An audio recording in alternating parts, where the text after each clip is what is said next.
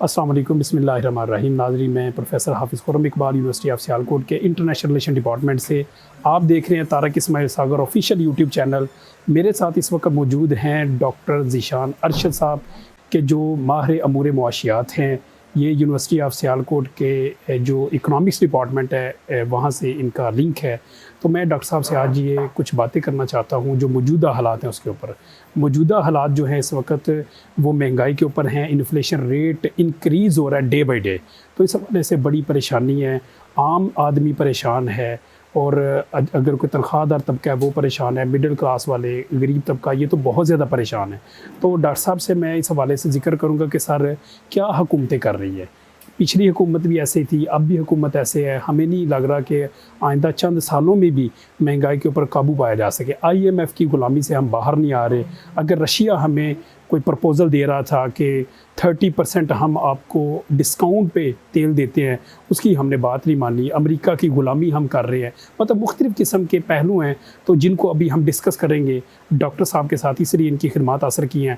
Doctor صاحب چونکہ ماہر امور معاشیات ہیں، جرمنی سے ان کی PhD ہے ڈاکٹر صاحب کی، تو اس حوالے سے میں ڈاکٹر صاحب سے گزارش کروں گا کہ ہمیں وہ طریقہ بتائیں کہ کس طرح سے ہم IMF کی غلامی سے باہر آ سکتے ہیں، کس طرح ہم ان ہوچے ہتھ کنڈوں سے اور غلامی کی زنجیروں سے اپنے آپ کو آزاد کر سکتے ہیں۔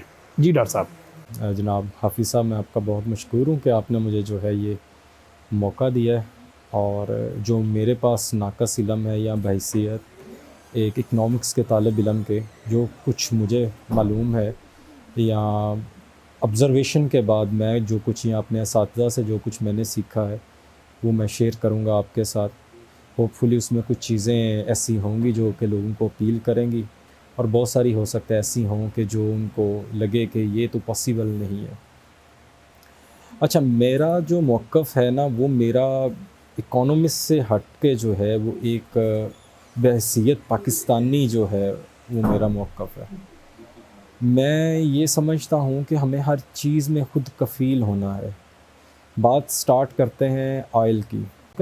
چلیں سٹارٹ کرتے ہیں آئل کی، گھی کی جو ہے بڑھتی ہوئی جو پرائسز ہیں، اور بالکل انپریڈکٹیبل جو ہے وہ کوئی بندہ سوچ بھی نہیں سکتا کہ 200-300 کا جو ہے وہ یکدم جو ہے وہ چینج آئے گا۔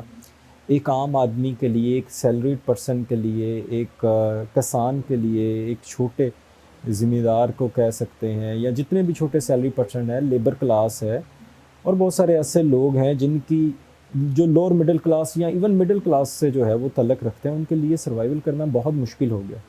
مثلاً جو ہے وہ میں یہ سمجھتا ہوں کہ ہمارے ہاں بڑی گنجائش ہے۔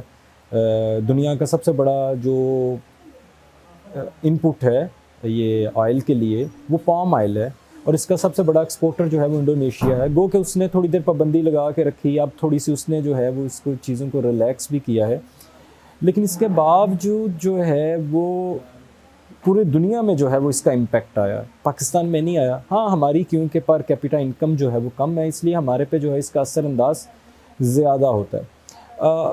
چلیں اس کو پہلے تو میں تھوڑا سا اس کے بارے میں یہ کہنا چاہوں گا کہ ہمیں جو ہے وہ پام آئل کے ساتھ جو ہے ہمارے پاس بہت سارا ایگریکلچر کنٹری ہے، کوسٹل ایریا ہے، ہمارے پاس بہت سارے ایسی اور اپرچونٹی ہیں جو کہ دوسرے ممالک کے پاس نہیں ہیں۔ ان شارٹ ہمارے پاس جو ہیں وہ صرف ریسورسز موجود ہیں، بس ہم نے اس کو پراپر وے میں جو ہے وہ یوٹیلائز کرنا ہے۔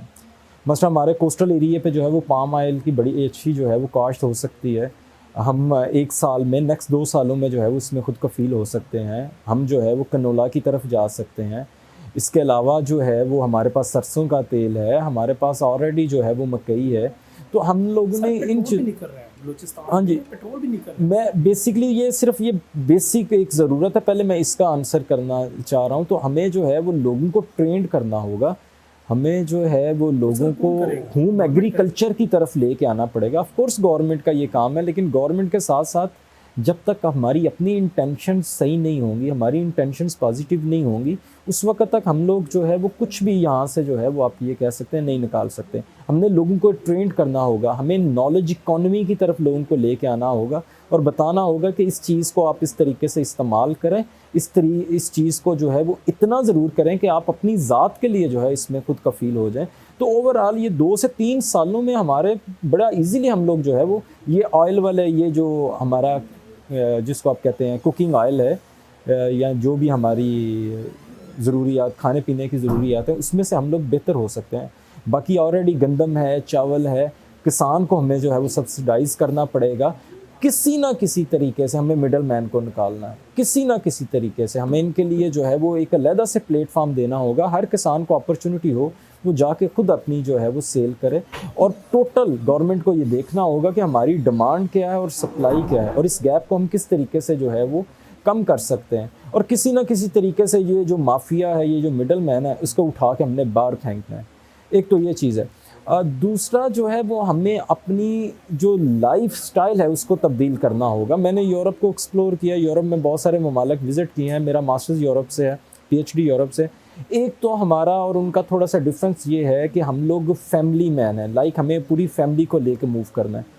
وہ انڈیپینڈنٹ ہوتے ہیں, ایک اپنی ذات ہوتی ہے, تو وہاں پہ وہ اس طرح جو ہے وہ چیزوں کا امپیکٹ نہیں آتا ضرور ہے, مہنگائی کا امپیکٹ وہاں پہ بھی آیا ہے, لیکن اس طریقے سے لوگ اثر انداز نہیں ہوئے. کیونکہ ہمارے ہاں یہ ہوتا ہے نارملی ایک بندہ کمانے والا 5-6 کھانے والے ہیں, تو وہ جو ہے اس کا امپیکٹ ہمیں جو ہے وہ زیادہ ہوتا ہے. اس لیے ہمیں جو ہے ہمیں اپنی لائف سٹائل کو چینج کرنا ہے. ہم نے اپنی لائف میں سے غیر ضروری چیزوں کو نکالنا ہے. امپورٹڈ چیزوں کا ہمارا بہت ساری ایسی چیزیں ہیں کہ آپ کسی اسٹور میں چلے جائیں, بھری پڑی ہوں گی, ہمارا ان سے کوئی کنسرن نہیں ہے. ہمارا پیزے سے کوئی کنسرن نہیں ہے. ہمارا جو ہے وہ جتنے بھی یہ شاورما ہے, پیزا ہے, اٹالین فوڈ ہے, یا اور بھی اس طرح کی جتنی بھی مہنگی چیزیں ہیں, ہمارا ان سے کوئی تعلق نہیں ہے. ہمیں اپنی روٹس کی طرف واپس آنا پڑے گا. ہمیں اپنی جو روٹس, ہماری جو دیسی خوراک ہے یا جو ہمارا لائف سٹائل تھا, دیسی لائف سٹائل ہے, ہمیں اس کی طرف آنا پڑے گا. اور میرے خیال میں آئی ایم ایف سے باہر نکلنے کا بھی یہی بس سلوشن ہے. اچھا جی. اور اس کے علاوہ مجھے نہیں سمجھ آتی کہ آپ کس طریقے سے باقی پالیسیز کے متعلق جو ہے وہ ہمیں سوچنا ہوگا. ہماری پیٹریوٹک پالیسیز ہونی چاہیے. ہمیں نیکسٹ جو ہے وہ الیکشن میں کوشش کرنی چاہیے کہ ایسے بندے کو ووٹ ہی نہ کریں کہ جو آلریڈی جو ہے وہ سسٹم کا حصہ ہو, یا جو اس مافیا کا حصہ ہو, یا جو دہاڑی لگانے آیا ہو, یا جس نے پیسے دے کے ٹکٹ پرچیز کیا ہو. ہمیں جو ہے وہ انڈیویجول کی بجائے بینگ اے نیشن وائڈ ہمیں سوچنا پڑے گا کہ ہمیں اپنی قوم کے لیے, اپنی آنے والی نسلوں کے لیے ہم لوگ کیا پیغام دے رہے ہیں, یا اپنی آنے والی نسلوں کے لیے ہم لوگ کیا جو ہے وہ کر کے جا رہے ہیں. تو ہمیں اس طریقے سے جو ہے وہ گورنمنٹ کو لے کے آنا ہوگا, اور اس کو اتنے رائٹس دینے ہوں گے. جس کو بھی لے کے آئیں اس کو اتنے ضرور رائٹ دیں کہ وہ کہیں پہ بلیک میل نہ ہو. اگر وہ پالیسی کوئی بنانا چاہے, اور ایسی پالیسی بنانا چاہے جو کہ پاکستان کے لیے ہو, تو اس کو جو ہے وہ پورا اس کے پاس فری ہینڈ ہو. اور یہ جو کسی بھی طرح کی انٹرونشن ہے نا, اس کی جو ہے وہ اس میں جو ہے وہ اجازت نہ ہو. تو ڈاکٹر صاحب, یہ رشیا سے جو آئل کا بھی ایشو چل رہا ہے کہ وزیر خزانہ سے بھی بار بار وہ کہہ رہے ہیں کہ 30% ڈسکاؤنٹ پہ وہ دے رہا تھا, انڈیا نے بھی ان سے تیل لیا ہے, یہ آپ اس کے بارے میں کیا؟ سر میں یہ سمجھتا ہوں کہ یہ پچھلی گورنمنٹ نے ایک اچھا اقدام تھا. انہوں نے بڑا اچھا جو ہے ان کی سیٹل ہوگی تھی, کیونکہ اب دنیا جو ہے وہ بیسیکلی 2 حصوں میں بٹ رہی ہے. جو پاور ہے آگے مکمل جو ہے وہ پاورز یو ایس کے پاس تھی, اب پاور جو ہے وہ چینج ہو رہی ہے. اب وہ آ رہی ہے 3 ہاتھوں میں. لوگ چائنا کی طرف دیکھ رہے ہیں, رشیا کی طرف دیکھ رہے ہیں. کیوں چائنا اور رشیا؟ اور پھر اس کے ساتھ ساتھ آف کورس ساؤتھ ایشیا اس وقت دنیا کی سب سے بڑی مارکیٹ ہے, جہاں پہ پوری دنیا کی نظر ہے. پاکستان ہے, انڈیا ہے, بنگلہ دیش ہے, کیونکہ دنیا کی آلموسٹ چائنا ملائیں تو مور دین ہاف پاپولیشن اس ایریا سے بلانگ کرتی ہے. تو یہ ایک بڑی مارکیٹ ہے. ہر بندہ جو ہے وہ اس مارکیٹ کو کیپچر کرنا چاہتا ہے اور یہاں سے جو ہے وہ ارن کرنا چاہتا ہے. سیم چائنا کی بھی یہی پالیسی ہے. تو ہمیں پہلے یہ ڈیسائیڈ کر لینا ہے کہ ہم نے کس طرف جانا ہے. آف کورس رشیا نے ایک بڑی اچھی اپرچونٹی ہمیں دی, گو کہ وقتی طور پہ ہمیں جو ہیں وہ ہرڈلز آئیں گی, اور یہ چیزیں تو ہمارے کنٹری کے اندر سے ہیں. لوگ جو ہیں وہ اپنے مفاد کے لیے جو ہے وہ معاملات طے کر رہے ہیں.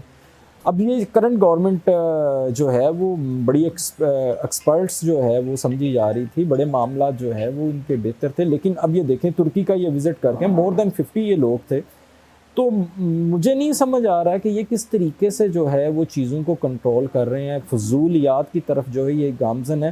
تو سیم ان دا اینڈ میں اس کو کنکلوڈ ایسے ہی کروں گا, بینگ اے نیشن اور ایون کہ گورنمنٹ ہمارے, ٹھیک ہے, ہر ایک انسان کی یہ ذمہ داری ہے وہ اپنی لائف میں سمپلسٹی لے کے آئے. وہ اپنی لائف کو جو ہے وہ اتنا سادہ کرنے کی کوشش کرے کہ اس کے لیے چیلنجز نہ ہو جائیں. ایک عام انسان ہمارے ہاں کیا سوچتا ہے جی کہ میں اتنا پڑھوں, میری یہ جاب ہو, دین میں شادی کروں اور میں اتنے دھوم دھام سے کروں, فلاں گاڑی میرے پاس ہو, فلاں برانڈس کے میرے پاس کپڑے ہوں. تو یہ چیزیں جو ہیں جب تک یہ اندر کی کمپلیکس ہمارے اندر سے نہیں نا ختم ہوگا, جب ہم اپنے آپ کو یہ نہیں سمجھیں کہ ہماری ایک اپنی پہچان ہے, بینگ اے مسلم ہماری ایک پہچان ہے, تو اس وقت تک جو ہے میں نہیں سمجھتا ہوں کہ کسی طریقے سے جو ہے وہ ہماری لائف میں کوئی تبدیلی آ سکتی ہے. تو باقی تو سارا کچھ ایسا ہی ہے. آپ ان ساروں باتوں کو چھوڑ دیں. میں کوئی اکنامکس کی بات نہیں کرتا ہوں, میں کسی ٹیکنیک کی بات نہیں کرتا ہوں, میں صرف ایک بات یہ کہنا چاہوں گا کہ اپنی لائف میں سمپلسٹی لے کے آئیں, اپنی لائف کو سادہ کریں, غیر ضروری چیزوں کو اپنی لائف میں سے نکال دیں اور کمپلیکس کو چھوڑ دیں. کسی کا منہ لال دیکھ کے اپنا تھپڑوں سے مت کریں, ہمیں اس کی ضرورت نہیں ہے. جس میں ہے اس میں خوش رہنے کی کوشش کریں. اور پھر جو یہ ایک جو ہماری فیملیز میں یہ جو کانسیپٹ مٹیریلسٹک اپروچ آ گئی ہے, سپیریئر اور انفیریئر کا جو کمپلیکس ہے, اس چیز کو جو ہے وہ ختم ہونا چاہیے. ہماری ماؤں کو جو ہے وہ گراؤنڈ لیول پہ جو ہے روٹس لیول سے گھر سے ہی بچے کو جو ہے وہ ٹرینڈ کرنا ہوگا. یہ جو کانسیپٹ ہے جی کہ آپ پڑھتے ہیں جناب LGS میں, وہ بچہ تو گورنمنٹ اسکول میں پڑھتا ہے تو وہ اچھا بچہ نہیں ہے, اس چیز کو ہمیں ختم کرنا ہے. تو آف کورس چیزیں جو ہیں وہ بہتر ہوں گی. اور ان دا اینڈ ہمیں اپنے دین پہ چلنا ہے. ہمارے دین میں بھی سمپلسٹی ہے اور اسراف کا تو ذکر بھی کہیں نہیں ہے.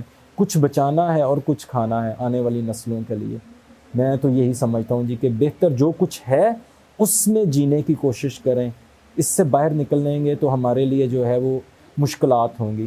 IMF سے بھی ہم اسی طریقے سے نکل سکتے ہیں کہ ہم اپنے آپ کو اس ڈگر پہ لے آئیں کہ ہمیں ان کی ضرورت ہی نہ ہو. ہم کہیں جی کہ ٹھیک ہے ہم لوگ گزارا کرتے ہیں. ہمیں جو ہے یہ پٹرول ہے آج کل جو ہے بڑی زیادہ ڈیمانڈ بڑھ رہی ہے, بڑی انکریز ہوئی ہیں پرائسز. ہمیں اس کو ریلوے کی طرف آنا پڑے گا. ہمیں شٹر جو ہے وہ ٹرینز کی طرف آنا چاہیے. ایک تو انوائرمنٹ فرینڈلی ہے, اس کے علاوہ جو ہے وہ ایک ٹرین جو ہے وہ ہنڈریڈز میں تھاؤزنڈز میں لوگوں کو جو ہے وہ لے کے آتی ہے. اس کی بجائے لیٹ سے ایک ٹرین پنڈی سے جو ہے وہ لاہور چلتی ہے, اس کو 200 لیٹر جو ہے وہ ڈیزل ملتا ہے. اس سے کمپیریزن میں آپ آئیں جو میرا حال ہے کوئی 8 نہیں تو 10 کار ہیں جو ہیں وہ تقریباً جو ہے وہ اتنے ڈیزل یا اتنا پیٹرول جو ہے وہ کنزیوم کرتی ہیں. تو ہمیں اس سائڈ پہ آنا ہے جو کہ نیشن وائڈ فیصلے ہوں, انڈیویجول فیصلوں کی بجائے یا انڈیویجول لوگوں کو فیور دینے کی بجائے ہمیں جو ہے وہ نیشن وائز کچھ اس طرح کے اقدامات کرنے ہیں جو کہ آنے والی نسلوں کے لیے ہوں اور جو اس طریقے سے ہوں کہ جس میں ہماری سیونگ ہو, منیمم سورسز کے ساتھ میکسیمم آؤٹ پٹ لینا. یہی اکنامکس کا پہلا اصول بھی ہے اور میں بھی یہی میسج دینا چاہوں گا. سمپلسٹی, منیمم سورسز کو یوز کرتے ہوئے میکسیمم آؤٹ پٹ لینا اور بہتر مینجمنٹ. جو ریسورسز ہمارے ہیں ان کو بہتر مینج کرنا. مثلاً ایگریکلچر لینڈ ہے, بہت ساری ویران پڑی ہے. آپ ایگریکلچر کے اسٹوڈنٹس کو لیں, ان کے ساتھ آپ کانٹریکٹ کریں, ان کو کہیں جی کہ یہ زمین آپ کی ہے, آپ اس میں سے 40% گورنمنٹ کو دیں, 60% آپ خود جو ہے وہ اس پہ آپ اس کے مالک ہیں, 60% فصل آپ کی ہو. اس طریقے سے کیا ہوگا, ہمارے ہاں جو ہے وہ فصل بھی زیادہ بہتر ہو جائے گی. ڈفرینٹ, یہ میں کوئی اسپیسیفک گندم کی, چاول کی یا ایک جرنل ایک بات کر رہا ہوں. تو اس سے کیا ہوگا کہ آپ کی جو ہے وہ گروتھ بھی ہوگی, ملک میں خوشحالی بھی آئے گی, خوراک کا مسئلہ بھی حل ہوگا جو کہ سب سے پہلا انسان کا بیسک ضروریات میں سے ایک ضروریات ہے. تو باقی ہمارے ملک کے لیے اللہ تعالیٰ بہتری کرے جی. جزاک اللہ. السلام. ہمارے ساتھ ماہر امور معاشیات ڈاکٹر ذیشان ارشد صاحب کے جو اکنامکس ڈپارٹمنٹ سے ہیں. بہت شکریہ ڈاکٹر صاحب آپ کا ایک دفعہ پھر, جنہوں نے ہمیں کافی راہیں دکھائی ہیں کہ کس طرح سے ہم اس مہنگائی سے اپنے آپ کو بچا سکتے ہیں, کس طرح اس کا مقابلہ کر سکتے ہیں. تھینک یو سو مچ. السلام علیکم.